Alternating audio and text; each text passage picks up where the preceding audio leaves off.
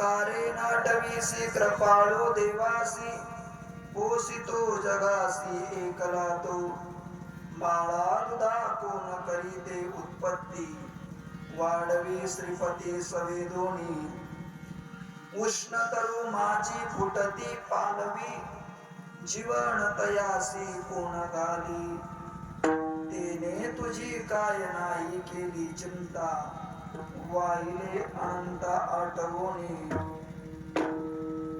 तुका म्हणे ज्याचे नाव विश्वंभर त्याचे निरंतर ध्यान करी कारे नाटवीशी कृपाळू दिवासी पोसितो जगासी एकला तो विठला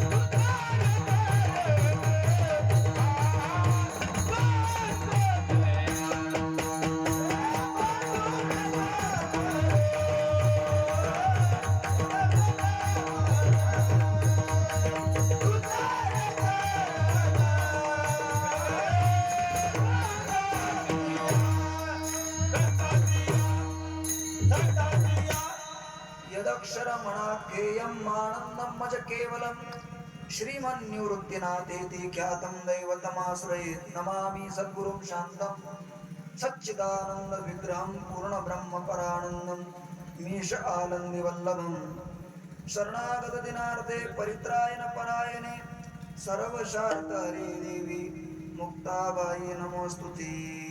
ओम नमो ज्ञानेश्वराय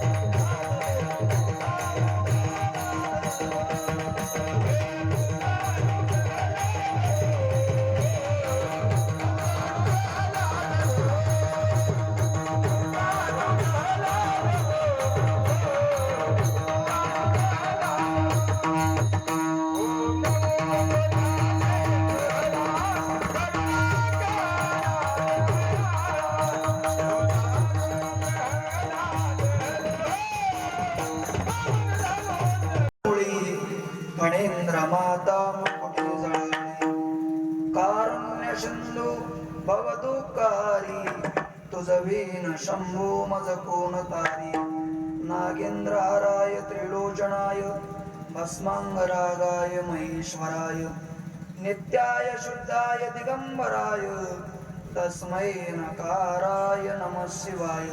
सर्वांनी म्हणा सदा सर्वदा योग तुझा घडावा तुझे कारणी देह माझा पडावा उपेक्षू नको गुणवंता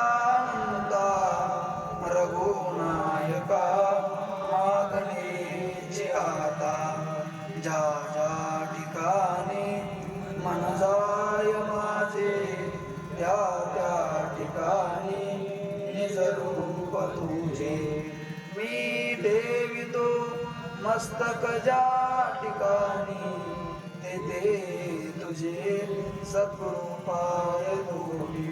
जय जय रघुवीर नमः पार्वती पते शिव हर हर महादेव.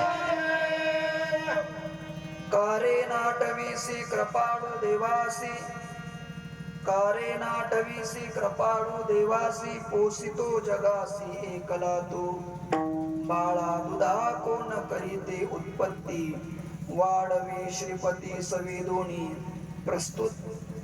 प्राप्त प्रसंगी भगवत चरणारविंदी सेवा समर्पित करण्यासाठी निवडलेला अभंग विको कमी करा.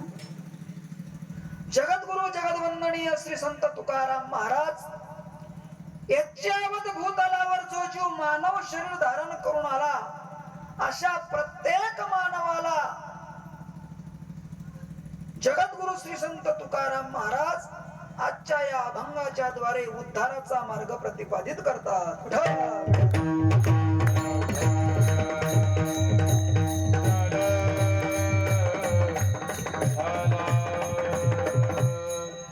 अभंगावर चिंतन करण्यापूर्वी अल्पसा परिहार द्यायचा तो म्हणजे असा.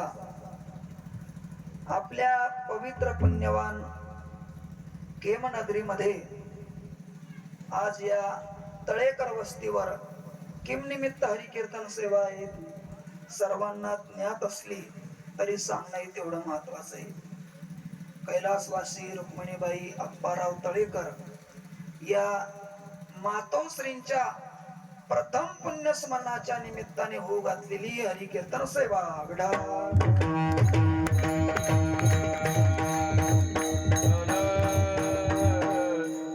त्यांचे दोन सुपुत्र असणारे हरिभक्ती परायण श्री हनुमंत अप्पाराव तळेकर व श्री उत्तम अप्पाराव तळेकर आणि त्यांच्या एक भगिनी केशरबाई कोरकिया या तळेकर परिवाराच्या वतीने आपल्या मातोश्रीच्या ऋणातून उतराई होण्यासाठी केलेला हा प्रयत्न आहे. विठाल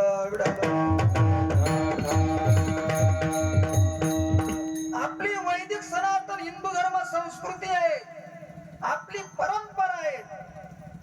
ज्या मायबापांनी आपल्यावर उपकार केले, कशाचे उपकार केले तर ज्यांनी आपल्याला हे विश्व दाखवलं, हे जग दाखवलं, त्यांच्या ऋणातून उतराई होण्यासाठी आपल्या वैदिक हिंदू धर्म संस्कृती पद्धतीने माणूस गेल्यानंतर जे विधी विधान शास्त्राने सांगितलेलं आहे त्यानुसार योग्य ते कर्म करून खऱ्या अर्थाने माणूस आपल्या पितृऋणातून उतराई होऊ शकतो. विडाला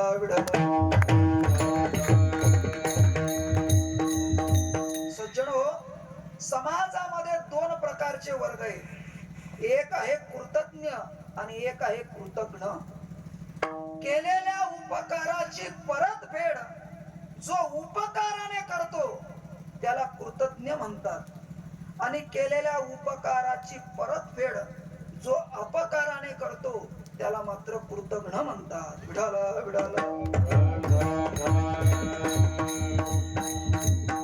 ज्यांनी आपल्यावर उपकार केले, उपकाराची परतफेड जर आपण आपल्या जीवनामध्ये उपकाराने करत असू तर खऱ्या अर्थाने आपल्या जीवनामध्ये आपल्याला कशाची कमी पडणार नाही. म्हणून ज्या मायबापाने हे आपल्याला विश्व दाखवलं, वास्तविक पाहता शास्त्रकार असं वर्णन करतात, आपण उभं आयुष्यभर आपल्या आई वडिलांच्या ऋणातून किंचित सुद्धा उतराई होऊ शकत नाही. याच्या पुढे जाऊन सांगू, आपण आपल्या कातड्याची वाहन करून जरी आपल्या मायबापाच्या पायात जरी घातली तर खऱ्या अर्थाने आपण त्यांच्या ऋणातून उतराई होऊ शकणार नाही. पण जर आपण आपल्या मायबापाची सेवा जर केली तर नाथ महाराज म्हणतात, माता पितयाचे करी जो पूजन, माता पितयाचे करी जो पूजन,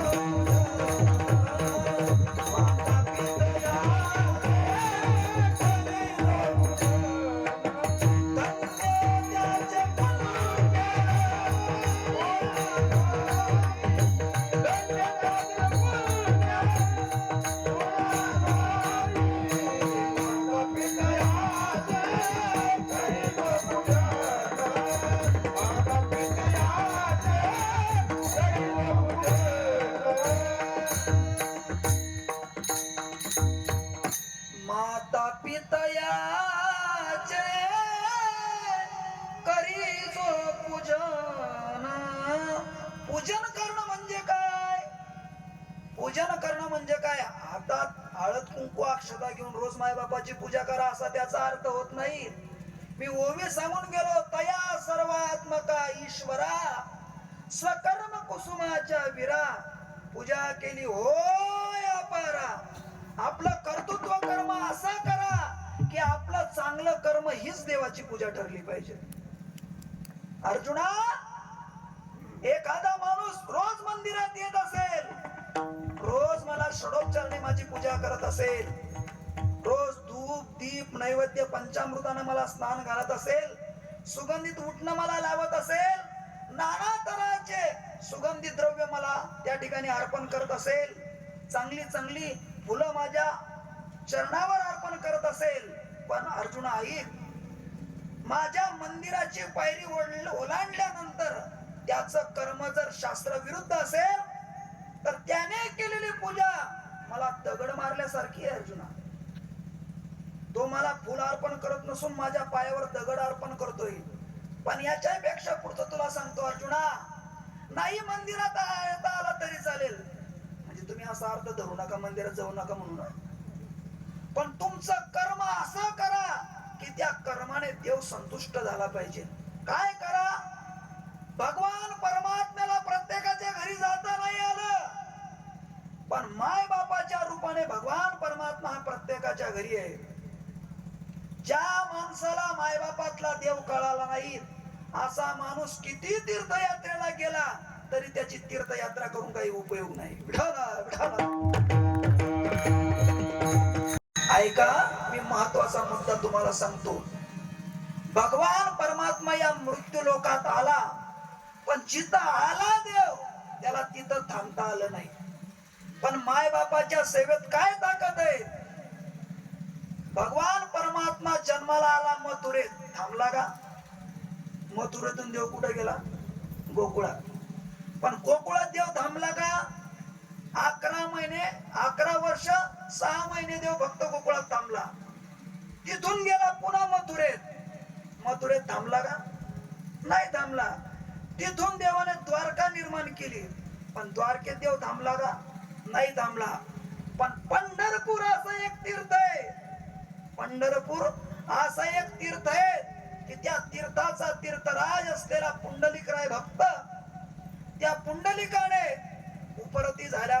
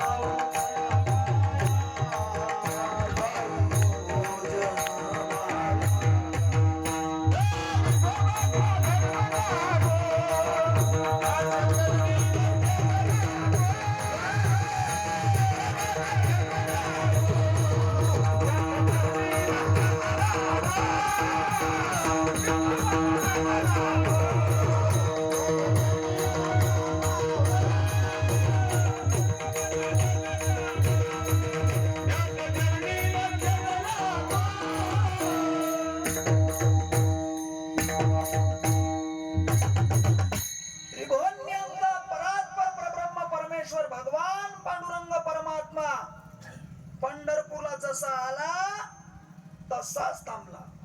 गेला का कुठं? भगवान परमात्म्याला सुद्धा थांबवण्याची ताकद माय बापाच्या आशीर्वादात आहे. मी एक वाक्य तुम्हाला सांगून जाईल. एखाद्या वेळेस देवाचा आशीर्वाद तुमच्या पाठीशी नसला तरी चालेल. वाक्य नीट आहे का? एखाद्या वेळेस देवाचा आशीर्वाद तुमच्या पाठीशी असला नसला तरी चालेल, पण माय बापाचा आशीर्वाद हा प्रत्येकाच्या पाठीशी असला पाहिजे. मातीलाही सोनं करण्याची ताकद माय बापाच्या आशीर्वादात आहे. जगामध्ये माता पिता याची जो सेवा करतो, नाथ महाराज म्हणतात एका जनार्दनी वरिष्ठ तो. माता पिता याची करील जो सेवा, एका जनार्दनी देवा वरिष्ठ तो. म्हणून जोपर्यंत हयात मायबाप आहेत, जिवंत मायबाप आहेत, तोपर्यंत प्रत्येकाने मायबापाची सेवा करायलाच पाहिजे. विढाला विढाला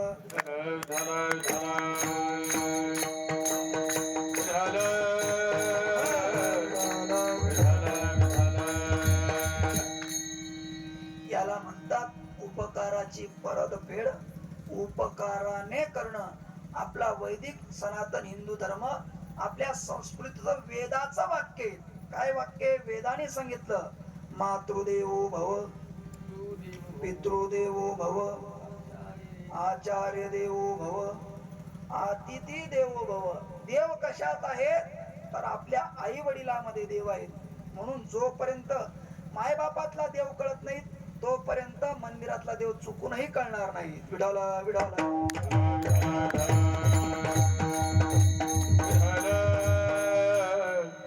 मायबापाच्या सेवेने त्यांच्या ऋणातून उतराई होता येतं. म्हणून जोपर्यंत हातपाय चालू आहेत, जोपर्यंत हातपाय चालू आहेत तोपर्यंत कोणालाच कोणाची सेवा घ्या वाटत नाही. वाटते का? कोणालाच कोणाची सेवा घ्या वाटत नाही. पण खरी सेवा त्या वेळेस आहे ज्या वेळेस मजणाई हात पाय, डोळा पडली झापड, कर्ण हे बधीर झाले,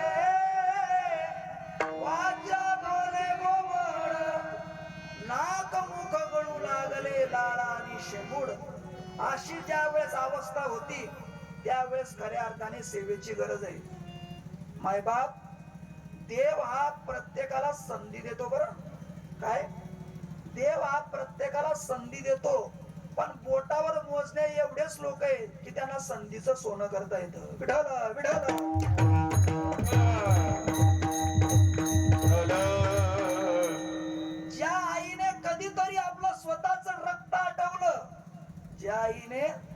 कधीतरी आपलं स्वतःच रक्त आटवलं आणि अमृतासारखा गोड पाहणा तिने आपल्याला पाजला, देव त्या पाण्याची परतफेड करण्याची संधी देतो.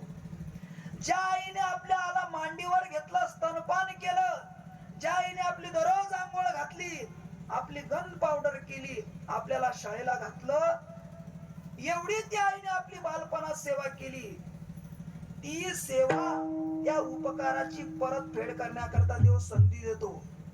आई किंवा बाप म्हातारा झाल्यानंतर पण बोटावर मोजणे एवढेच लोक आहेत की ते मायबापाची सेवा करतात. नाहीतर आज समाजामध्ये पहा तुम्ही, सिंहावलोकन करा, आज बऱ्याच मायबापाला एक म्हणावं लागतंय, काय, मी तुझ्यासाठी जीवन जाळीले रे बाला, तूने नहीं पानी बांधले,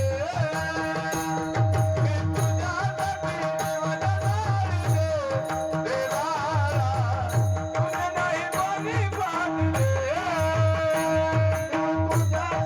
तूने नहीं पानी बांधले,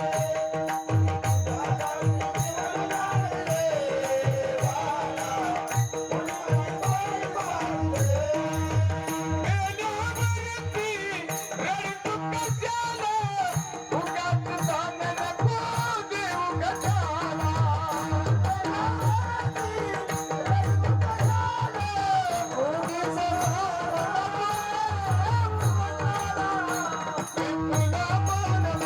सोलापूर जिल्ह्याचं वैभव आहे, नोहे नोहे आपल्या महाराष्ट्राचं वैभव आहे.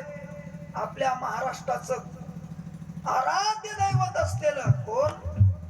पंढरीधीश पांडुरंग परमात्मा. त्या पांडुरंग परमात्म्याची नुकतीच वारी संपन्न झाली. त्या पांडुरंग परमात्म्याची आपण रोज आरती म्हणतो आणि त्या आरतीमध्ये पांडुरंग परमात्म्याच्या एका भक्ताचं नाव आपण दररोज घेतो. पुंडलिकासाठी परब्रह्माले गा, चरणी वाई भीमा बुद्धरी जगा.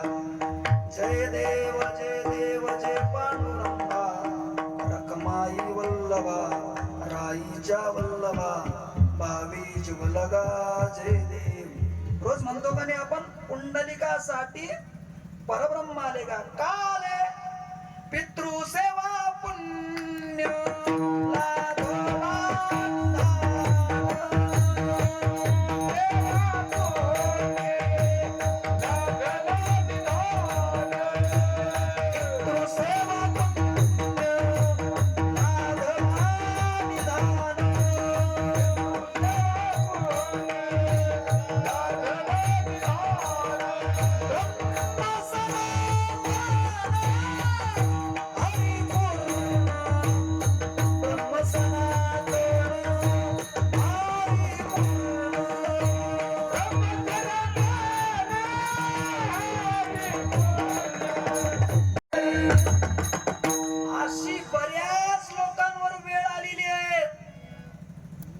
मी तुझ्यासाठी जीवन जाळले. रे बाळा, तू नाही पाणी पाजले. चार मुलांना वागवण्याची धमक दोन मायबापात राहते. चार मुलांना सांभाळण्याची धमक दोन मायबापात राहते. पण 4 मुलांना 2 मायबाप सांभाळणं जड होतं. शोकांतिक आहे. अरे आपल्या मायबापाचं स्वप्न पूर्ण करण्यासाठी पुण्यश्लोक राजे छत्रपती शहाजी महाराज आणि राष्ट्रमाता जिजाऊ मासाहेब यांचं स्वप्न पूर्ण करण्यासाठी वयाचे 35 वर्ष हातात तलवार घेऊन जन्माला येणारा राजा छत्रपती शिवाजी महाराज याच महाराष्ट्रात जन्माला आला. पण शोकांतिक आहे आपल्या महाराष्ट्राची की आपल्या महाराष्ट्रामध्ये आज 350 वृद्धाश्रम आहेत. मग समाज पुढे गेला का मागे आला? झोपलेली तुम्ही? पुढे गेला का मागे आला? मागे आला. लोक स्वतःला सुशिक्षित म्हणतात. काय म्हणतात? असलं पाहिजे ना, सुशिक्षितपणा असलाच पाहिजे. पण सुशिक्षितपणा सोबत ज्याच्या घरी सुसंस्कृतपणा आहे ते घर नसून मंदिर आहे. विठाला विठाला.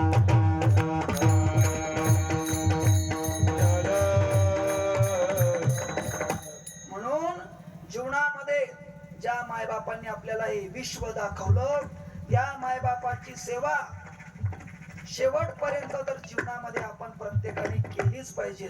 या कुटुंबाचं जवळजवळ आता आमचे हरिभाऊ आमचे मित्र असल्यामुळे बऱ्याच दिवसापासून वास्तविक पाहता आजचं कीर्तन म्हणजे आमचं सासरवाडीतलंच कीर्तन या कुटुंबाचा आमचा संबंध होता.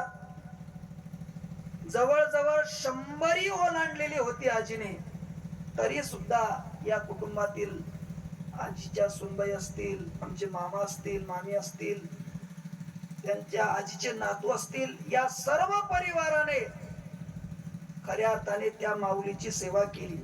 आजही जरी ती माऊली या विश्वात नसेल तरी पण सुद्धा हे विश्व सोडून गेल्यानंतर ती माऊली खऱ्या अर्थाने या परिवाराला सुखाचा आशीर्वाद दिल्याशिवाय राहणार नाही. विठाला विठाला.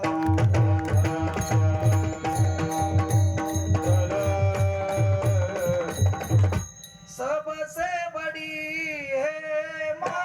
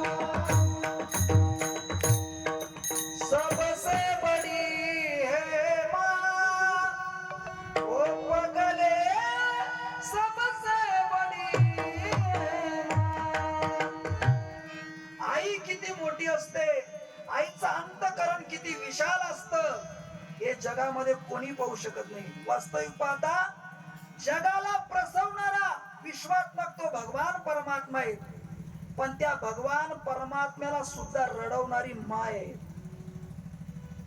काय झालं?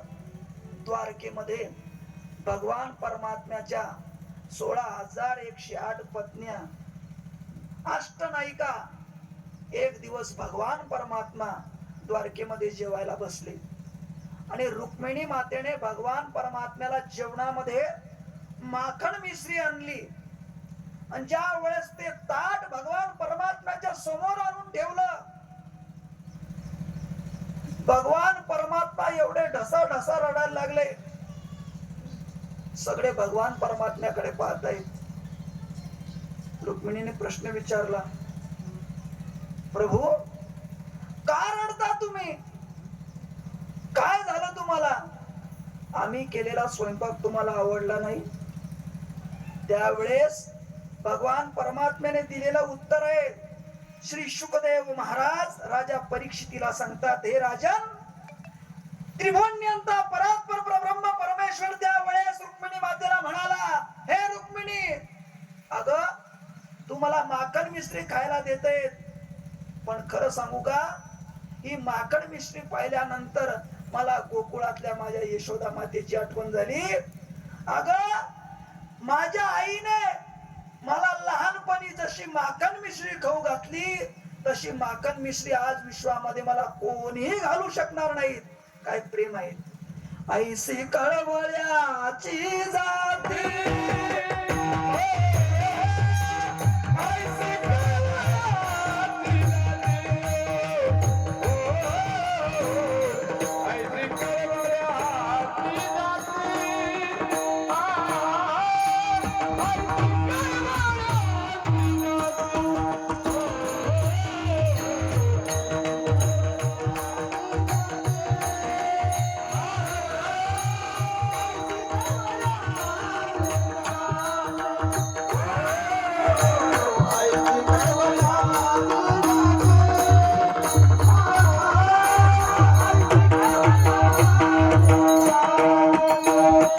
करीला भावीन प्रीती करीला भावीन प्रीती ऐसी करवयाची जाती ऐसी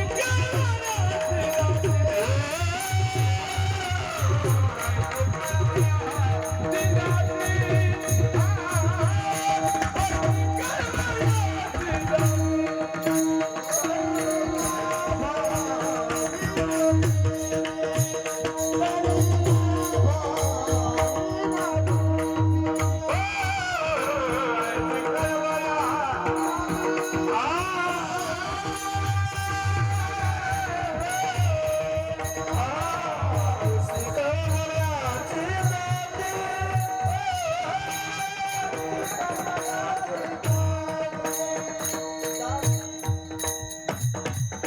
जगद्गुरु तुकाराम महाराज म्हणतात, काय माय बाप प्रेम करतात, करीला भावीन प्रीती ऐसी कळवळ्याची जाती ऐसी कळवळ्याची जाती. ज्या मायबापाने लहानचं मोठं केलं, हाडाचे काढे केले, रक्ताचं पाणी केलं, रात्रीचं दिवस केलं, शिकवलं, ग्रॅज्युएट केलं, नोकरीला लावलं. वाक्य नीट ऐका, ग्रॅज्युएट केलं, नोकरीला लावलं. पण ऐका, जन्म देणाऱ्या मायबापाने कधीच पगार विचारला नाही. जन्म देणाऱ्या मायबापाने कधीच पगार विचारला नाही. पण ज्याने मुलगी दिली, ज्याने मुलगी दिली त्याने पगार विचारल्याशिवाय दिली का? फरक आहे, फरक. जो मुलगी देतो तो आधी काय विचारतो? पण मायबाप कधी पगार विचारत नाहीत. तुम्ही किती कमवता, काय कमवतात, कारण का करीला भावीन प्रीती. तुमच्याकडून कुठल्याही गोष्टीचा लाभ मिळेल याची अपेक्षा नसते. म्हणून ध्यानात ठेवा, हातातून सुटलेला बाण आणि मुखातून निघालेला शब्द, हातातून सुटलेला बाण आणि मुखातून निघालेला शब्द आणि जगातून निघून गेलेले मायबाप माणसाला पुन्हा कधीच डोळ्याने दिसत नाही. विठ्ठल विठ्ठल.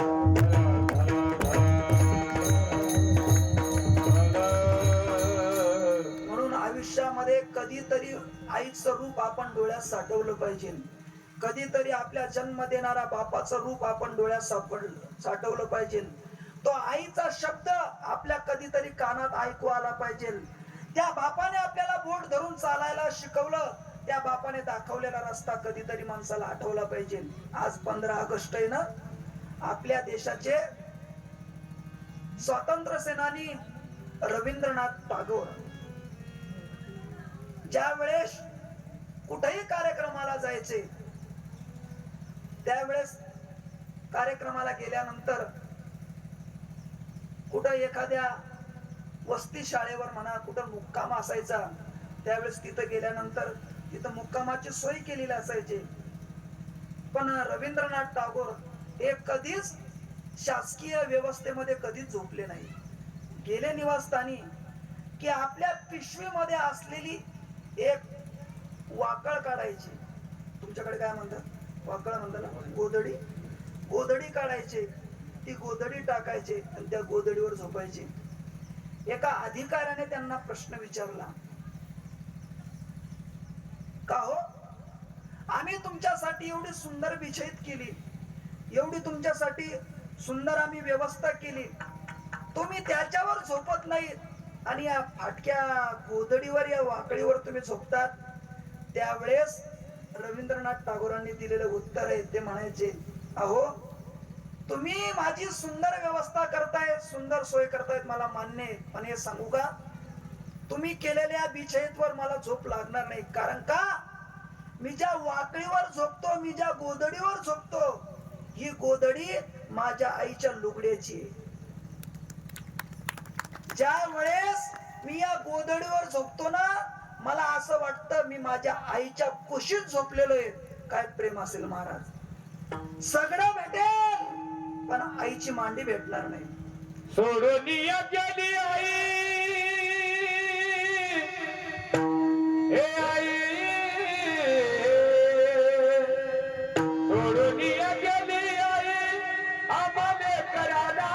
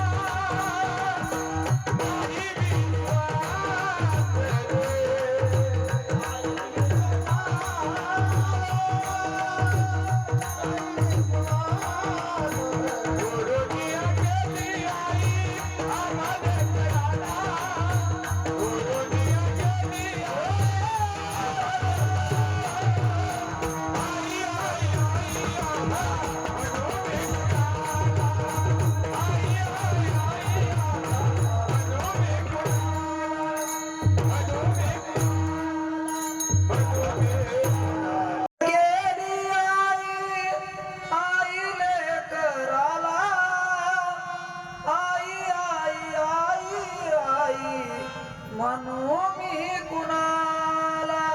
भेटणार नाही हो, भेटणार नाही माय. सज्जन हो, किती हालाकीच्या परिस्थितीमध्ये या लोकांनी जीवन काढलेलं असेल. आता तरी परिस्थिती चांगली आहे. पूर्वीच्या लोकांनी फार परिस्थिती अवघड काढली महाराज. आता तरी आपल्याला हे सुजलाम सुफलाम दिसतायत, ऊसाचे मळे दिसतायत, द्राक्षाचे मळे दिसतायत. पण एक 50 वर्षाच्या अगोदरचा काळ आठवा. या लोकांनी किती हलाखीची परिस्थिती भोगली. खायला पोटभर मिळत नव्हतं, राहायला नीटनेटकी घरं नव्हती, अंगावर अंगभर कपडा नव्हता, तरी पण त्यांनी आपल्या जन्म देणाऱ्या मुलाबाळांचा कसा सांभाळ केला असेल. कदाचित खायला नसलं तर एक भाकर असेल तर घरातल्या मुलांना चतकोर रात्रीच्या वेळेस खाऊन झोपी घातलं आणि माय बापांनी पाणी पिऊन रात्र काढली. अशा आज इथं बसलेले काहीतरी माणसं आहेत का नाही. एवढी हलाक्याची परिस्थिती होती. अरे 4 भाऊ जर घरात असले तर एखाद्यालाच फुलबाईचा शर्ट असायचा. फुलबाईचा शर्ट असायचा. गावाला जायचं असेल तर एक भाऊ दुसऱ्या भावाचा शर्ट घालून गावाला जात होता. एवढी हलाक्याची परिस्थिती होती. पण ध्यानात ठेवा, अशाही परिस्थितीमध्ये मायबापांनी आपल्याला सांभाळलं. किती सांभाळलं. स्वतः फाटके कपडे घातले पण फाटक्या कपड्याने कधी शाळेत जाऊ दिलं नाही. आडवानी पायाने फिरले, तुटकी वाहन वर्षभर वापरली पण फाटक्या चप्पलने आपल्याला कधी शाळेत जाऊ दिलं नाही. अशा मायबापाचे उपकार कशाने फिटतील? कधीच फिटू शकणार नाहीत. म्हणून जोपर्यंत मायबाप हयात जिवंत आहे तोपर्यंत तर सेवा कराच करा. पण त्यांचा आत्म उद्धार होऊन खऱ्या अर्थाने जीवनामध्ये आपल्या वैदिक सनातन हिंदू धर्म संस्कृतीनुसार केल्या जाणारं कर्म त्याला म्हणतात श्राद्ध कर्म. काय म्हणतात त्याला? श्राद्ध कर्म. श्राद्ध का म्हटलं गेलं? श्राद्ध या शब्दाचा अर्थ श्रद्धा या शब्दापासून तयार झाला. कशापासून? श्रद्धा. श्रद्धेनं केलं जात त्याला म्हणतात श्राद्ध. श्रद्धा नसेल तर श्राद्ध होत नाही. श्रद्धावान लभते ज्ञानम ज्ञानीन तत्वदर्शना. भगवान म्हणतात अर्जुना श्रद्धा लागते बरं, आणि श्रद्धेने जर केलं परिणाम माझे झाले गयावर